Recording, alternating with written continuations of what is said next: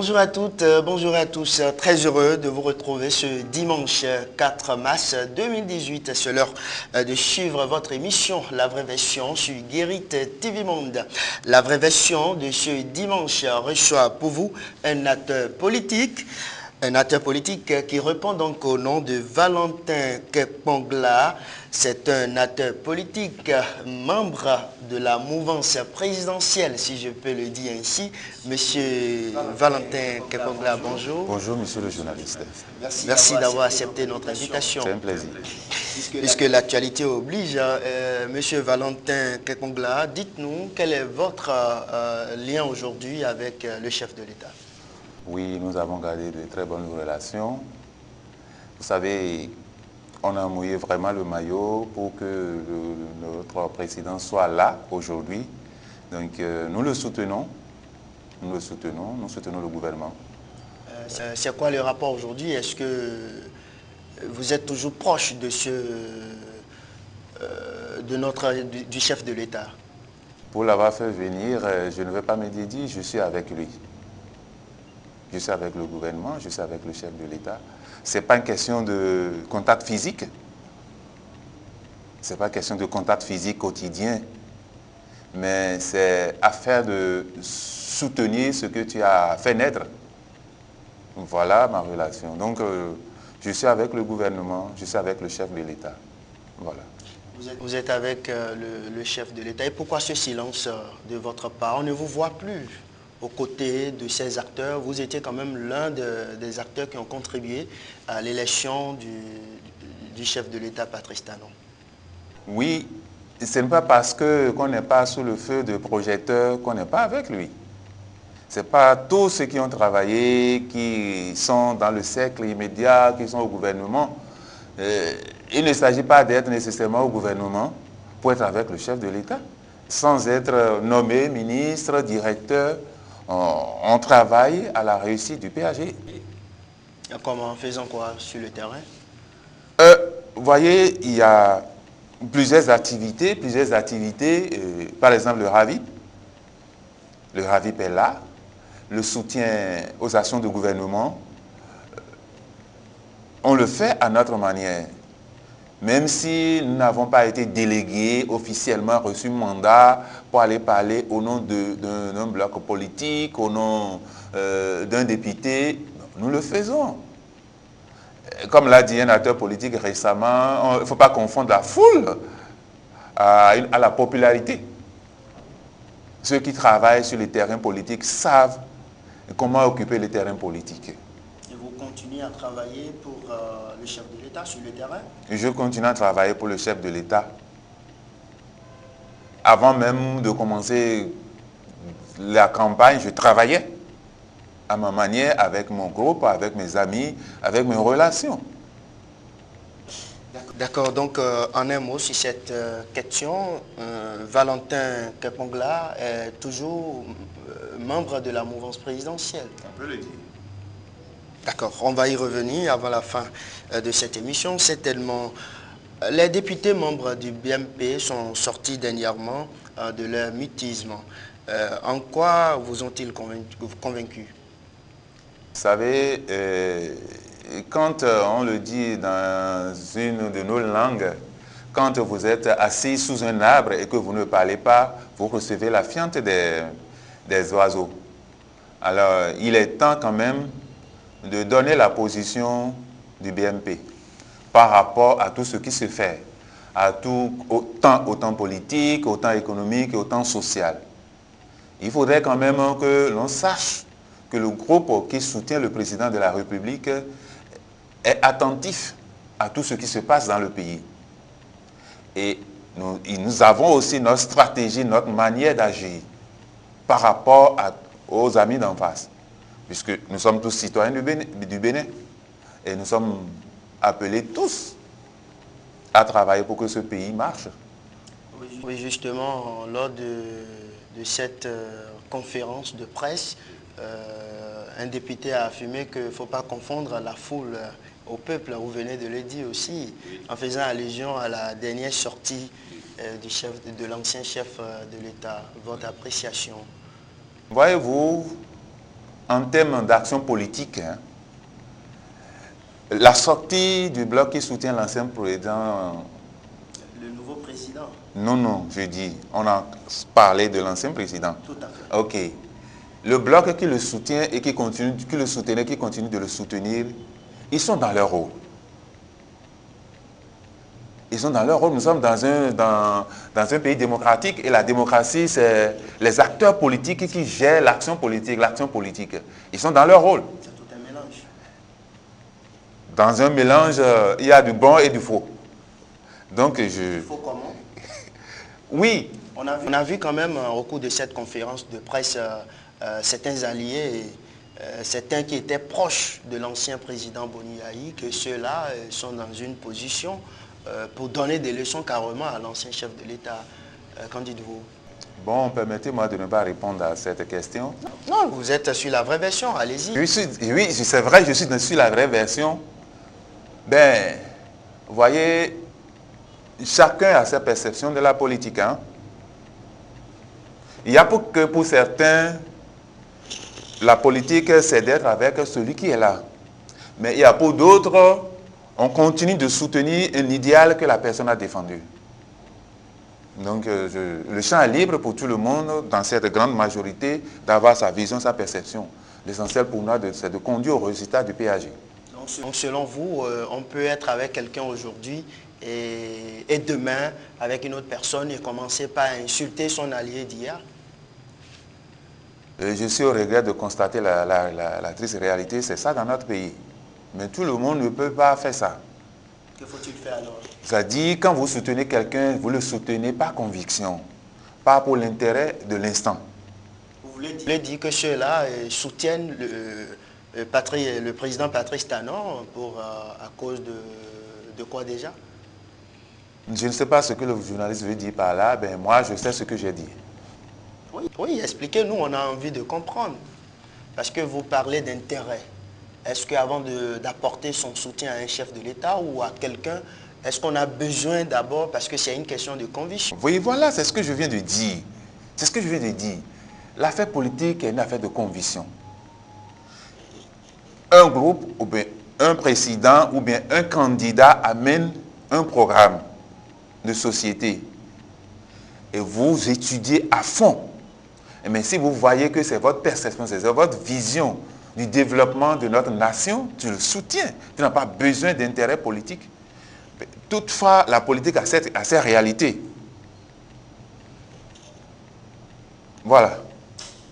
D'accord, on va évoluer. Que pensez-vous, M. Valentin Kakongla, de la lutte contre la corruption sous le régime du président Talon? Je te remercie pour cette question. Voyez-vous, tous les régimes, même le régime de Yahi Boni, on a vu la marche verte dans ce pays, en plein soleil. Mais chaque gouvernement qui vient a sa stratégie, à sa manière, à sa perception de la lutte contre la corruption.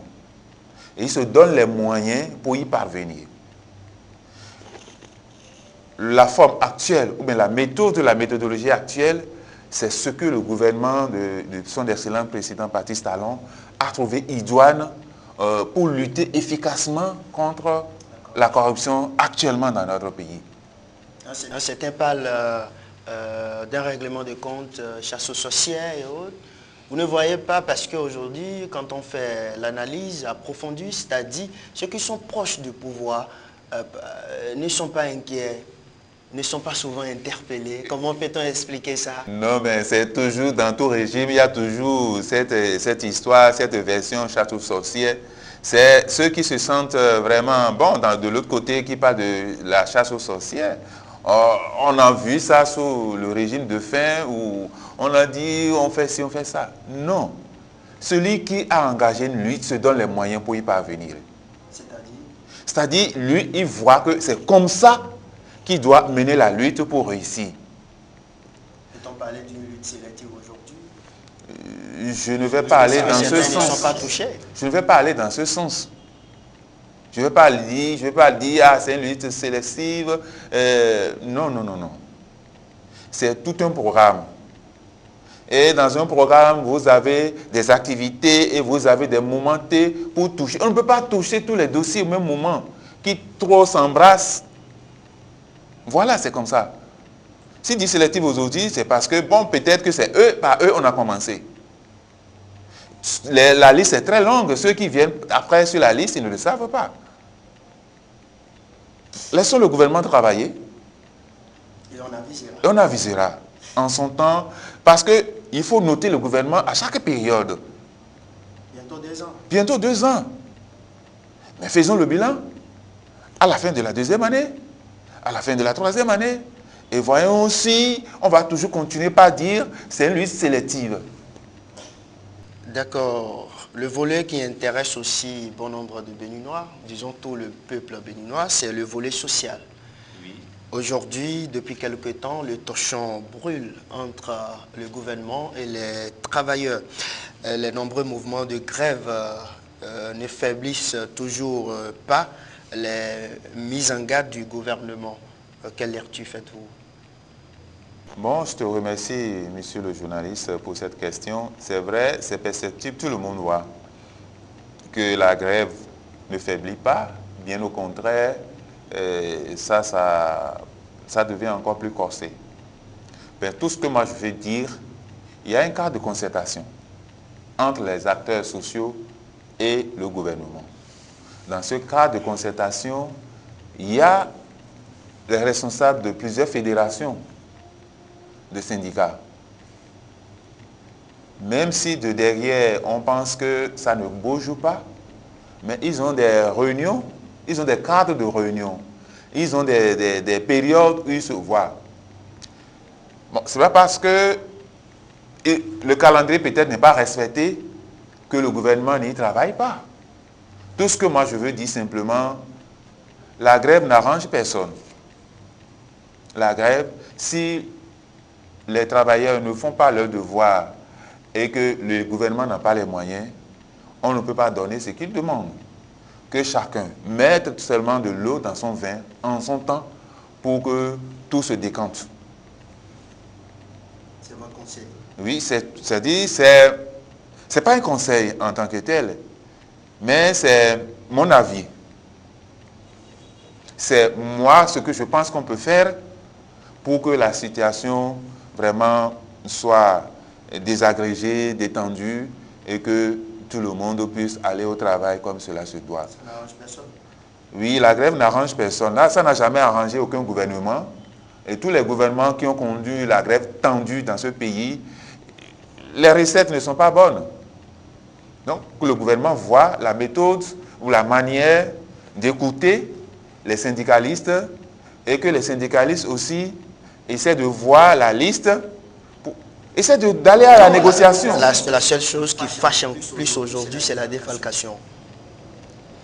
Oui, la défalcation, c'est un fait que les syndicalistes ont toujours combattu dans ce pays. Mais il est une réalité que si vous ne travaillez pas, vous ne percevez pas. Celui qui n'a pas travaillé n'a pas droit au salaire. Après tout, c'est une affaire de négociation. Et pourtant, la grève, elle est légitime. Oui, la grève est légitime. La grève, elle est légitime, la grève est légitime. Mais si vous ne travaillez pas, je prends votre exemple ici.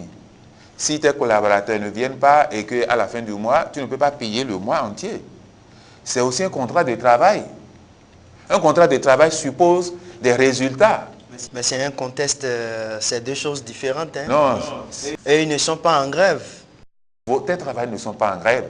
Mais je veux simplement dire, vous réclamez quelque chose. Mais une motion a été déposée, M. Valentin. Une motion a été déposée, je ne refuse pas. En bonne et due forme. Est-ce qu'il faut passer tout ça via faire la grève? Ça nous arrange? À qui ça arrange? Essayons de mettre la balle à terre. Le pays nous appartient à nous tous. Le Bénin nous appartient à nous tous. Et ça marche. Ça ne marche pas que pour les politiciens. Ça marche aussi pour monsieur tout le monde du pays. Raison pour laquelle, raison pour laquelle qu'il faut regarder dans la caméra et adressez-vous au chef de l'État sur ce volet-là.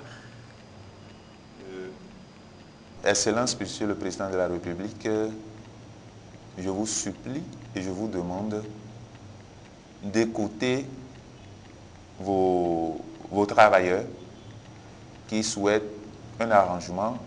Je ne suis pas dans le cadre de négociations, je suis un acteur politique, un observateur des faits politiques. Mon souhait est que le gouvernement et les syndicats parviennent à une entente, à un consensus pour que le pays marche. D'accord. Comment appréciez-vous les rencontres périodiques des chefs de l'État avec les différents courants religieux? C'est une bonne chose quand même. C'est une bonne chose. Qui veut, c'est-à-dire, c'est une démarche de paix. C'est une démarche de paix. On sait que dans notre pays, les religieux, les leaders religieux ont un poids social. Et si nous voulons la paix, il faudrait quand même qu'on associe ceux qui peuvent dire et le peuple va attendre. Donc c'est une bonne démarche, j'apprécie bien. Vous appréciez, pour vous, est-ce que, mais ce n'est pas une innovation, même l'ancien chef de l'État en a pris par là. Oui, il en a pris par là et ça dépend aussi de la manière. C'est pas appeler les gens et dire, bon, nous avons envie de vous écouter, nous avons envie de vous associer. Derrière, il y a un travail qui se fait. L'objectif est que il ait le pouvoir à atteindre les objectifs du PAG. Voilà. D'accord. Avant de... Nous tirons doucement vers la fin de cette émission. Monsieur Valentin Kimpongla, voilà, oui. Dites-nous en tant qu'acteur politique, qu'avez-vous à dire à l'endroit du chef de l'État et à Sébastien Germain Adjavon, puisque le torchon brûle toujours entre ces deux frères? Oui, c'est comme on le dit, les doigts de la main. Les doigts de la main ont l'obligation de travailler ensemble pour une activité. Ou bien c'est comme, je prends un autre symbole, les dents et la langue. Tout ce que moi je souhaite, ils étaient des amis. Donc, ils ont des cadres peut-être de se revoir, que peut-être je ne sais pas. Ce que je souhaite est que tous les fils ont leur pierre à poser pour la construction de ce pays. Le chef de l'État est le père de la nation. On ne peut pas jeter un enfant. Tous les enfants appartiennent à la famille et au père de la nation. Donc le père de la nation sait comment faire pour que des amitiés reviennent. Souvenons-nous, il fait partie des acteurs importants. Qui? Adjavon. Vous parlez d'Adjavon? Oui, tout à fait. Il fait partie des acteurs importants pour le second tour. Un maillon clé d'ailleurs. Un maillon clé. Donc, moi, je pense qu'ils vont se rencontrer. Et ils finiront par s'entendre. Le président Patrice Talon et Adjavon. Nous sommes des fils du Bénin et en tant que le poids de chacun dans le développement social et économique de notre pays, ils vont se rencontrer à un moment donné. Je ne sais pas quand cela va se faire, mais j'ai la ferme conviction qu'ils vont se voir. La manière, je ne sais pas, et quand je ne saurais le dire. Mais mon souhait est qu'ils s'entendent, parce que le Bénin a besoin de tous ses fils pour son développement. Et voilà, le problème de redressement fiscal est toujours sur les tapis. C'est ça qui fâche plus maintenant. Oui, le problème de redressement fiscal, ça dépend d'un gouvernement à un autre. 167 milliards, c'est quand même beaucoup, hein? C'est pas petit, 1 milliard aussi, c'est déjà grand pour qu'on puisse parler de 167. Ce que moi je sais et ce que moi je dis, même si vous êtes créancier, vous échelonnez vos créances sur une période. Si le monsieur ne reconnaît pas ses dettes, ses créances vis-à-vis de l'État, qui justifie? S'il ne reconnaît pas ses créances vis-à-vis de notre gouvernement, qui justifie, c'est tout. Il a toujours clamé que ça ne le regarde pas. Il a ses pièces justificatives pour démontrer à tout le monde, à toute la nation, que ces redressements fiscaux ne comptent en rien pour lui. Mais le gouvernement a ses preuves, lui-même qui vient avec ses preuves, et que la clarification se fasse selon ce que notre constitution ou bien la loi de notre pays a prévu. C'est ce que moi je peux dire par rapport à cette histoire de redressement fiscal. Voilà. D'accord, nous sommes au thème de cette émission. Votre conclusion? Ma conclusion est que le gouvernement travaille parce qu'il y a un plan, il y a des résultats en vue. À leur marche, ils travaillent pour que, au terme des 5 années, on peut justifier qu'on a fait ci, qu'on n'a pas pu faire cela, et que voici les obstacles. C'est comme je l'ai dit au début, suivons et avisons à chaque fin d'année, ou bien à chaque 6 avril, apprécions ce qui est fait dans les 12 derniers mois. D'accord. Merci à vous, Monsieur Valentin Kekmoungla. Mesdames et messieurs, ce sera donc tout pour cette émission. À dimanche prochain.